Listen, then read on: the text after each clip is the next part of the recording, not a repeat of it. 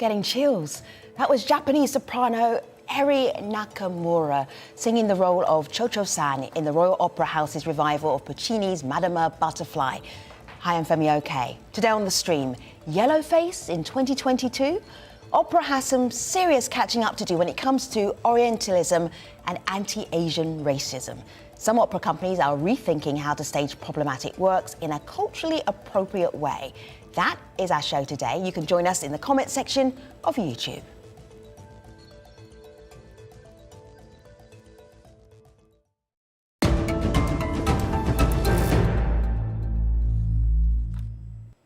Daniel, Nina, Phil, so good to have all three of you with us. We are talking about problematic opera productions, and you are the people to bring it. Daniel, hello. Please say hello to our audience around the world. Tell them who you are, what you do.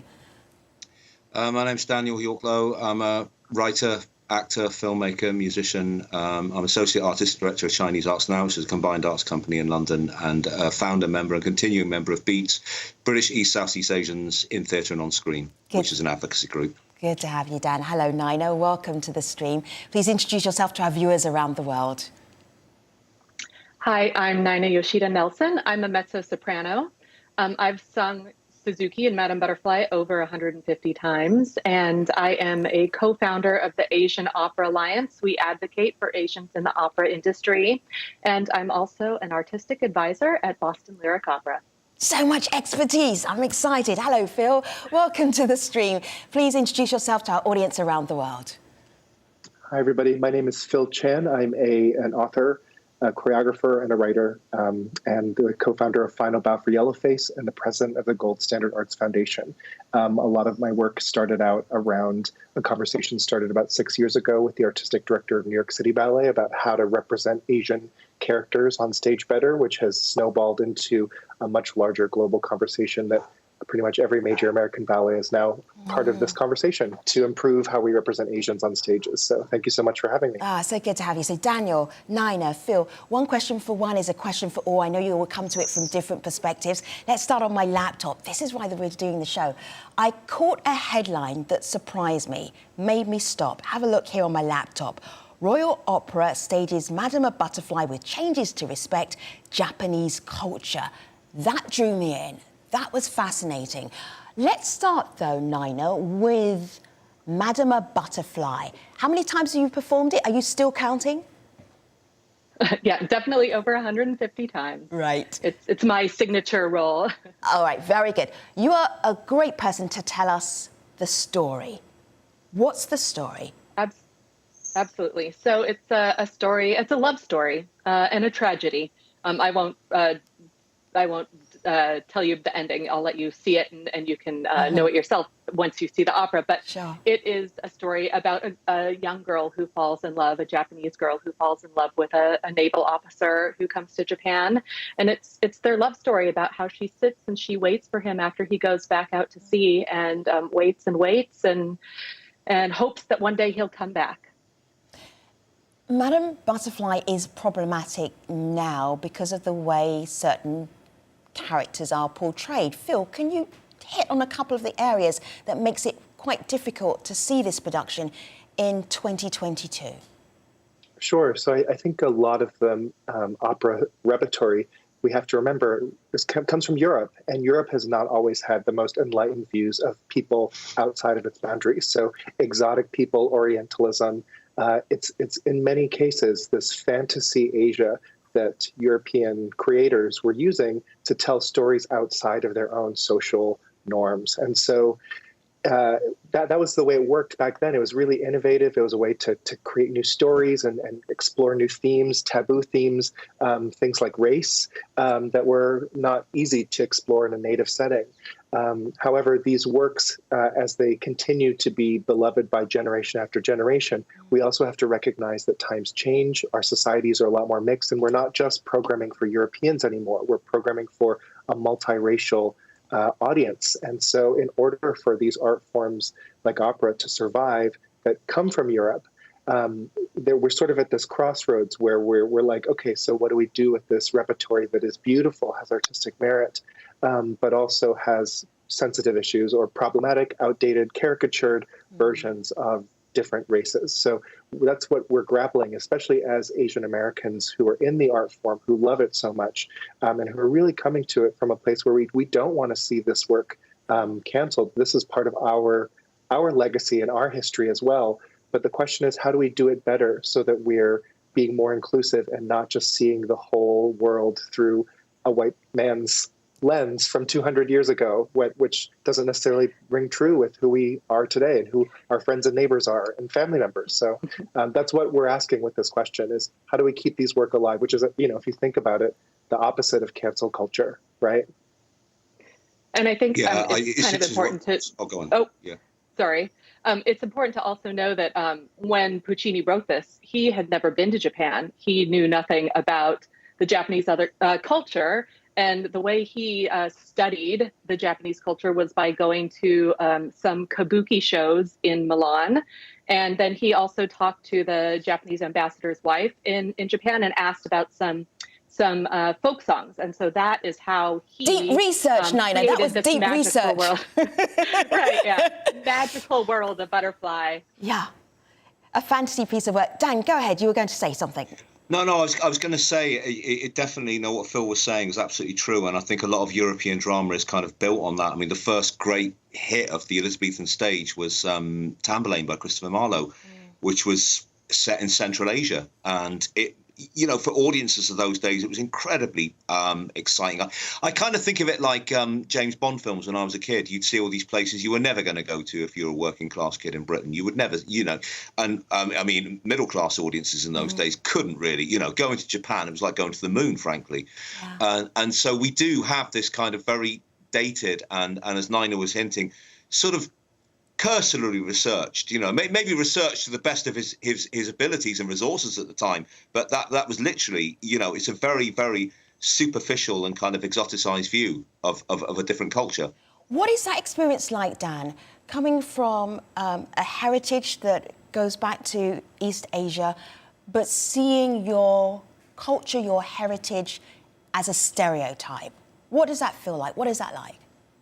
Well, I think the problem with it is, especially, I think this is, you know, probably true in America as well, but in Britain, where you know, if you're second, third, fourth, fifth generation, a lot of the time you grow up and you're outside of that culture as well. So what you see is a kind of really weird portrayal of something you don't really know yourself, and you get this kind of awful thing where you feel like. I know as an actor sometimes in Britain, you sometimes feel that you're being asked to imitate an imitation that white people do of Asian people, which is really strange. Absolutely. I always say that Nani, you go first, sorry, and then Phil, you go second. Okay. I always say that I never really identified as Asian until people started identifying me as Asian and putting me into these roles. And all of a sudden I was like, oh, okay, what does it mean to be Japanese? And I had to start figuring out what being Japanese actually meant, because it was so far away from how I grew up. Yes, Phil. I think this is also something that many other racial groups feel who are non-white and who are in a space where they're in the minority. I think that a lot of these questions about race also, it's a uniquely Asian situation because European opera really loved Orientalism as a genre. And so, you know, Black singers, Latino singers, other folks who are from non-Asian groups were not necessarily represented on the European stages in even the top 10 operas that are continually performed. But regularly, there are many Asian characters that continue to be performed every season, Turandot. And what we have to think about, too, is not just the impact on being projected. I think Nina just touched on that very well, is that when we have these ideas in the broader culture about what certain people are supposed to be, so that, you know, Asian women are hyper-submissive but hypersexual, or they're either the geisha or the Turandot, right? You know, this sort of dragon lady.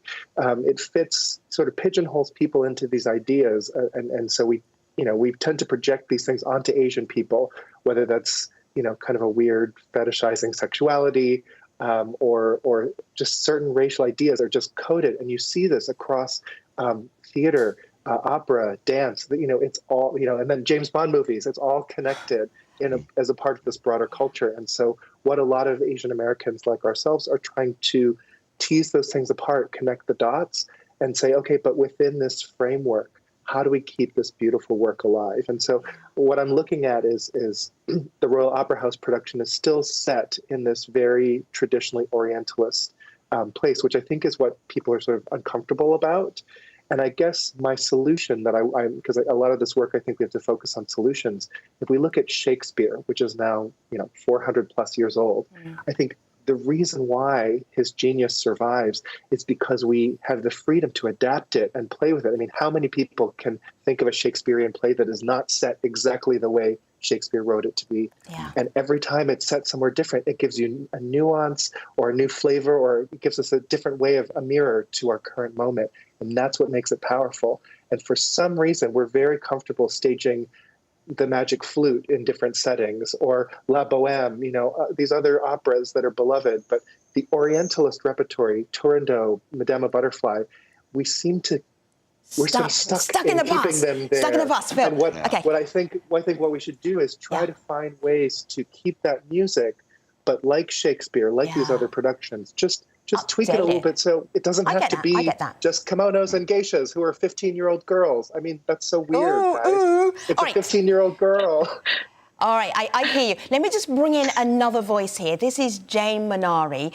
She's a mezzo-soprano, and she told us this a little bit earlier. Have a listen to Jane. She's talking about the effort that the Royal Opera House went to be culturally appropriate in this current production of Madama Butterfly. They spent a year consulting lots of people.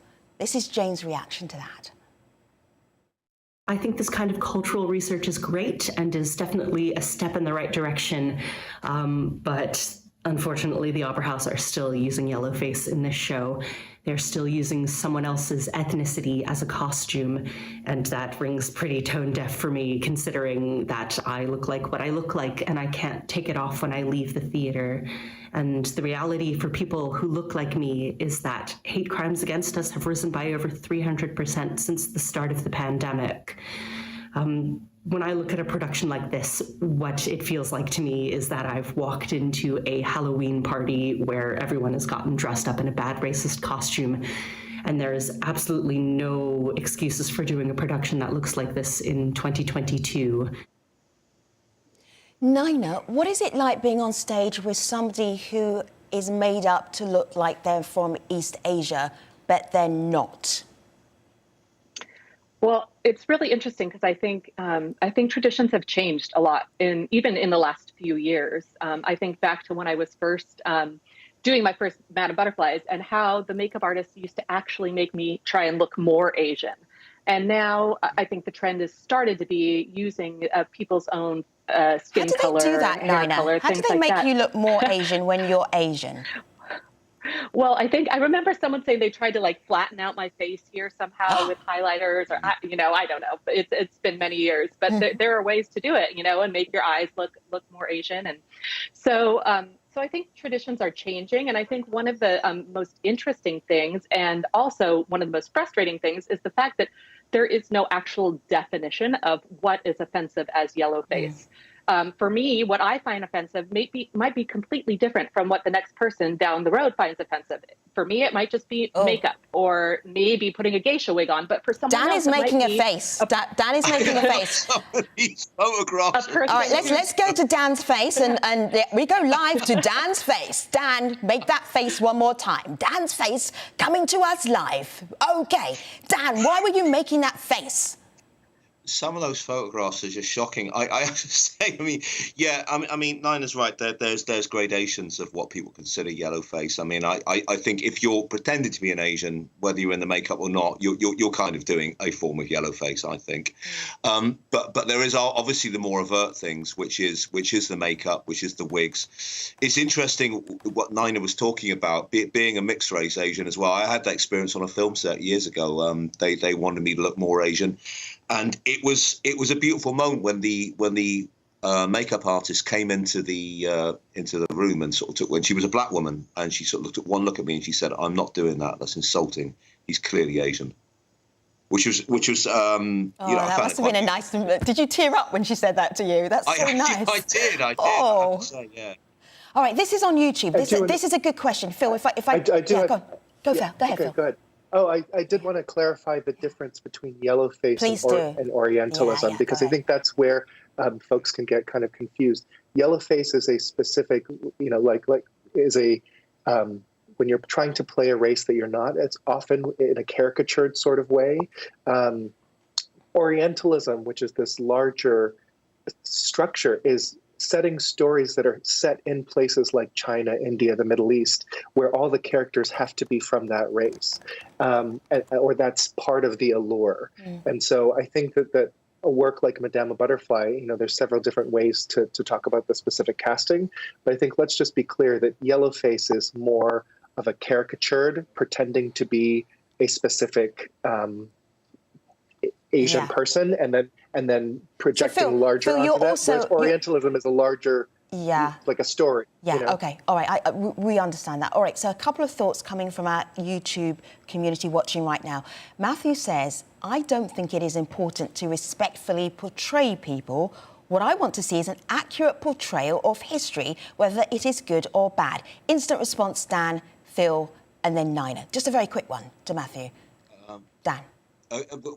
An accurate portrayal of history. I do think when people talk about historical accuracy, we do get into a kind of raft there where, people will sometimes go and see Shakespeare and they'll see people of colour in it and they'll say that's not historically accurate. But if you were going to be historically accurate with Shakespeare, everyone would have terrible teeth, venereal diseases, be about 4 foot 11 inches tall. There's no way, really. Actually, I'd quite like to see that. Yeah, I would actually. I would just say that there's videos. I mean, that's the privilege we have now, is that you can go back and you can watch Maria Callas do Butterfly. You can watch any star of the past do Butterfly in the production you want. So I think that is part of the history. The difference here is we're in the performing arts. We're not in the visual arts or static arts, right? So painting, film, sculpture, photography, those are art forms that capture the zeitgeist of a moment. In the performing arts, we have to make art that reflects the now, always. Whether it's theater, opera, dance, whatever. And so part of the fun and the challenge and the messiness of it is having to change. So if you want just tradition, just the historical time capsule approach, video. I'm sorry, because otherwise it doesn't exist. We couldn't even recreate last night's show exactly the way it was last night. So, go look at a painting. We have to remember also that this is not a historical story. This is just a love story. It can be set in any time. It doesn't have to be set in the early 1900s, right? So there's no reason that we have to keep this story in the past. All right, so... I was reading today that Puccini himself revised this 5 times. He did 5 different versions. So maybe if he was around now, maybe he would rock it up a lot more. Yeah. Who knows? All right, so this I'm going to put this one straight to you. This is from LaBelle Kitty watching on YouTube. Thank you, LaBelle Kitty, for doing this. Why don't you just hire Asian opera singers? Well, why spend a year researching cultural sensitivity? Nina's got this one. Nina. A lot of times that is what happens, and a lot of times we are hired for these roles. The unfortunate thing is then these become the only roles that we are ever hired for. So this becomes a sense of pigeonholing. Everyone just sees me as a Japanese American mezzo-soprano, so of course Nina's going to sing Suzuki in Butterfly. But if there's a whole bigger picture, like our stages in every opera we do need to look like the societies we live in, right? And the second we start just hiring Asian singers to sing in Butterfly, we get in a lot of trouble. Also, if you look, we go back to the history between Japan and China and Korea. Is it any better if you're hiring a Chinese soprano to sing the lead role as a Japanese artist? I don't know. And so again, it just comes to like even Asian people can be creating caricatures of Asians on stage. So I don't know if it's any better or different to hire Asians. Are you stuck in Madame Butterfly, Nina? If you're going to be truly honest, are you going to play this for the rest of your singing life? Hopefully not. And that's one of the reasons I started the Asian Opera Alliance. A friend of mine asked me, Nina, in a traditional season, how many non-Asian roles do you sing? And I went back and I started counting. And of course, 150 plus Suzukis And in 10 years, I had sung 3 non-Asian roles. And so I was like, okay, it's time to start advocating. You know, I wasn't even aware of the fact that this is what was happening in my career. And if I wasn't aware... You never have to learn the book, do you, Nina? You never, no, never have to learn the book. On the plus side, I never have to learn the book. I know it backwards. All right, let me just bring I know everybody's lines. Yeah. Sahoka Sato Timpone spoke to us a little bit earlier. We were talking about, well, how do you fix this issue? What are the problems here with Orientalism in opera? This is what she told us. I appreciate the initiatives that some opera companies are taking to bring in authenticity to Madama Butterfly, but there is still a misunderstanding of what authentic Japanese really means. I am a licensed kimono dresser and have years of experience in Japanese tea ceremony and traditional dance, yet I once was criticized for not being authentic enough as Suzuki. So I've been wondering what this critic's expectations were. So I do hope that more companies will continue to close this gap. Another possible solution, of course, is to have more Asian artists or artists of Japanese descent in these roles in Butterfly to help bring more authenticity. So if we go back to the current production of Madama Butterfly at the Royal Opera House, who we did invite to be part of the programme, but they were not able to join us, there are 2 cast members of East Asian heritage in an entire company of a production that is set in Japan. 2. I want to show you this. This is from Oliver Mears. He's the Royal Opera's director, Royal Opera House's director of opera. This is what he told the Guardian newspaper. Casting is more complicated, not least because opera has a more limited talent pool than, for example, that available to film or theatre. But performing Madama Butterfly with an all-Japanese or all-Asian cast and chorus, even a majority cast and chorus, is a wholly unrealistic aim. And would it even be desirable? Dan? Yeah, I'm really struggling with that. I can't understand the point he's making. I mean, yes, I understand. I did learn about this before when I wrote an article when they did Othello at the Royal Opera House with a white actor playing Othello, a white singer. And I understand there is a certain level of technical achievement you have to have, you know, to be in Madama Butterfly. You can see that, but I mean. That clip you showed at the beginning of the program of the Japanese singer, I mean that was it was spine chilling. Wasn't it gorgeous? Like the hair on the back of my neck is like stood up. It's incredible. And, oh my goodness! And I know Nina's done it 150 times and probably is maybe a little bit sick of it. But if Nina was at the Royal Opera House, I might go and see it. Oh my goodness, we all would go see it. Talking about Nina's performance, we're going to end on Nina singing the flower duet from Lakme. Can you tell us in 2 sentences what is happening on the clip that we're going to end on? Because we want to hear your beautiful voice as well as see you talking on the stream. Let's just set it up a little bit and we'll play out with it. It's a joyous occasion of 2 friends talking about being in love. It's another Orientalist show and also sometimes very problematic, but it's one of the most beloved duets in opera canon. All right. And I do want to give a shout out too. This is from Boston Lyric Opera's Butterfly Process film that Nina was in called B. Stunning film. If you want to check out the whole video, Phil, ever the promoter. Nina, thank you so much. Daniel, what a pleasure. We are going to end on the beautiful voice of Nina singing the flower duet from the production Lakme. Thanks for watching, everyone. See you next time. I think you're going to recognize this music. Have a listen. Enjoy.